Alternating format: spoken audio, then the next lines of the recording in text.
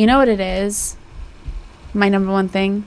Somebody asked, do you guys know why you're single? And I'll speak for myself. I know exactly why I'm single, because I've never dated a guy that God would have approved for me. Not to say, let me clarify and say that I've actually only dated great men, good people to their core, but never somebody who's further along in their faith than I am. Yeah. And I know without a shadow of a doubt that the person God has for me is like so far along in their faith than I am.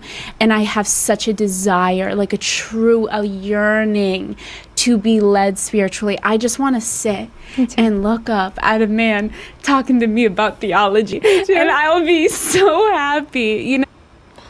Ugh, so disgusting. I mean, her narcissism is just showing. She says she's never dated a guy who God would approved of. Then why are you dating those guys?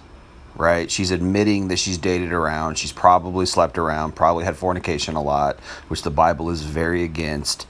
The Bible is very pro courting, but not dating in the modern sense. It's very pro,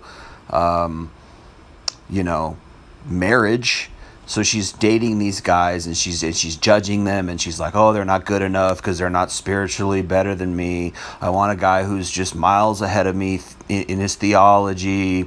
First of all, that's not the only thing she wants. She also wants a guy who's got a lot of money. She wants a guy who's very good looking, who's very charismatic, all the things. So this is just female hypergamy in hyperdrive. She's a gorgeous woman. So she's not dating loser guys. She's not dating guys who aren't very attractive. She's dating very attractive guys who are probably very successful, but she's dating guys probably, it's the same old story as most women, probably bad boys, probably guys who are, she said they're good guys. Okay, so then maybe they're not supermen. Okay. so this is a great example of female narcissism, female hypergamy within the church.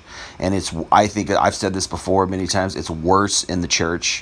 Female hypergamy is in hyperdrive in the church because they expect you to be a man of God, and he's this leader, he's a spiritual leader, and his theology is amazing, and but he's also got a lot of money. And hypergamy is worse in the church. I've said this. So she's admitting she's dated a bunch of guys, she's dated around. You're supposed to just court. If you actually read the Bible, you're supposed to just get married, find your love. She looks like she's 30 years old, so she's probably a feminist, probably, so it's all the same old story.